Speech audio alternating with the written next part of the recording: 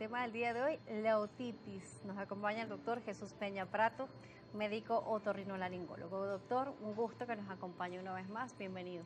Gracias, Daniela. Bueno, gracias por la invitación una vez más. Es un tema fantástico que me agrada muchísimo porque pues es dentro de la parte de otorrino de que más hacemos, que es el oído.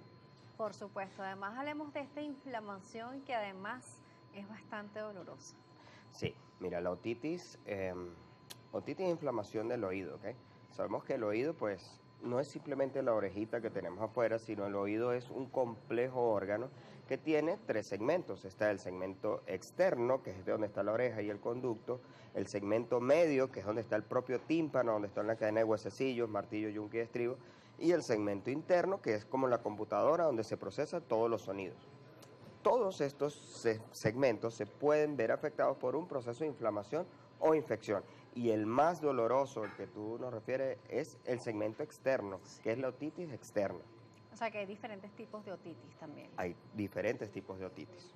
¿Por qué se puede generar una inflamación del oído en sus diferentes estructuras? Mira, depende de la zona del oído que esté afectada. Por ejemplo, si es el oído externo, se debe particularmente a baños de inmersión, a que la persona últimamente utiliza los Q-tips para limpiarse el oído y se sobreinfecta este oído. Y no solamente utilizan hisopos, también hemos visto en la consulta que utilizan ganchitos, llaves, clips, cualquier cosa. Y esto puede conllevar a una infección, ¿ok? Y esa infección puede doler muchísimo, sobre todo si la persona tiene patologías de base, como por ejemplo una persona diabética, debe evitar de sobremanera hacer este tipo de prácticas. Y también, pues, con un poquito de lógica, si uno ve que el agua donde uno se va a bañar, del río, la playa, la piscina, no está en óptimas condiciones, esto puede acarrear problemas de otitis externa. Claro, también sucede mucho que cuando nos estamos bañando pueden ingresar agua en el oído, incluso en la regadera. Sí. Y a veces vemos como de repente queremos sacarlo, empezamos a tocar o toquetear el oído, darle golpecitos o a brincar y hacer todo esto. O hay personas que se introducen en el oído buscando que salga esa agua. Entonces ahí viene un daño también, ¿no? Sí, viene un daño y un daño que puede incluso perforar el tímpano. Nosotros a diario vemos muchísimo, sobre todo niños que están jugando, se metieron un hisopo, alguien los movió y plum, se perforaron el tímpano. El otro caso es la otitis media.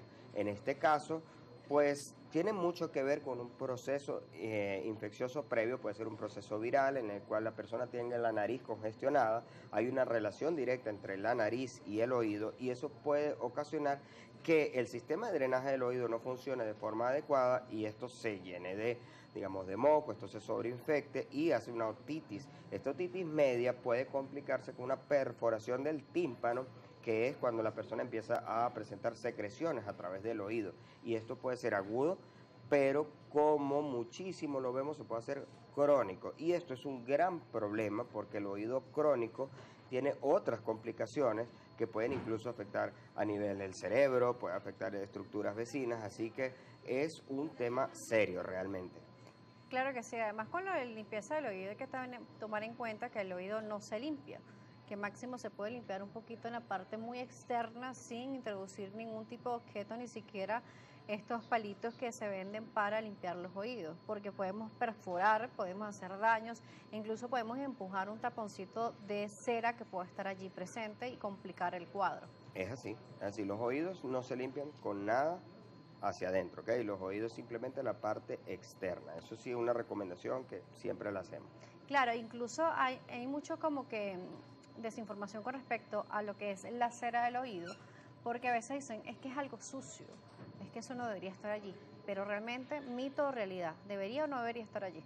La cera es una secreción que debe estar allí, que produce el oído, porque el oído tiene allí sus glándulas ceruminosas, van produciendo esto, y ella está precisamente para proteger al oído de infecciones externas, está allí para lubricar el oído y está allí para un buen sistema de mantenimiento del oído. Lo que no debe es acumularse. Hay personas que producen una cera un poco más seca que otra y esta es difícil de sacar. Bueno, para ellos sí, para eso pues estamos los otorrinos, para tratar de ayudar, aconsejar a esta persona que se puede colocar, que no, pero en la mayoría de las personas no se necesita sacar la cera. Eso sí quiero que se lo lleven en casa, este mensaje, y no lo siguen haciendo si lo hacen. Es una protección, una película Es una natural película, de protección. es Incluso así. impide que entren insectos, que puede pasar incluso durante la noche, ¿no? Sí, ella tiene un pH ácido que hace protección. ¿Para qué? Para que todas estas bacterias que están en el medio externo pues no penetren en la parte del oído externo, en el conducto auditivo externo, y no se creen este tipo de otitis dolorosísimas. Mira, existe el otro caso, existen los pacientes que nos llegan a la consulta donde nos dice que le pica muchísimo el oído, que tienen un hongo, y cuando nosotros revisamos lo que es una piel que no produce nada de cera. Entonces, esta piel, lejos de ser una piel sana, es una piel que está irritada, que está descamativa, y esto acarrea problemas.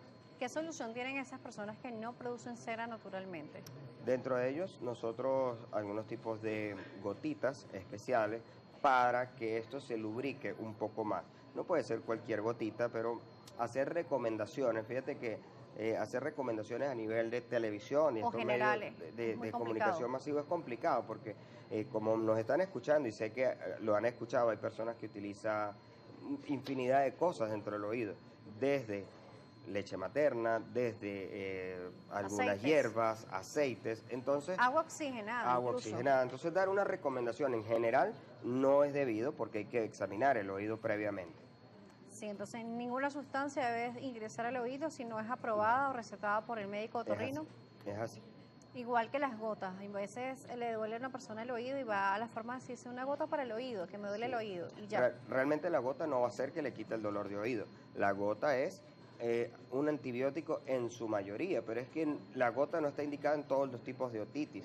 ¿Okay? Hay otitis media en la cual no puedes usar la gota genérica, porque más bien puedes complicar el proceso. Entonces, pues la recomendación, no se coloque nada en el oído, porque esto, lejos de ayudarlo, lo que puede es poner el problema un poco peor, y pues allí sí tendríamos que hacer muchas más cosas nosotros los médicos. Por supuesto, doctor. Vamos a irnos a una pausa. A regreso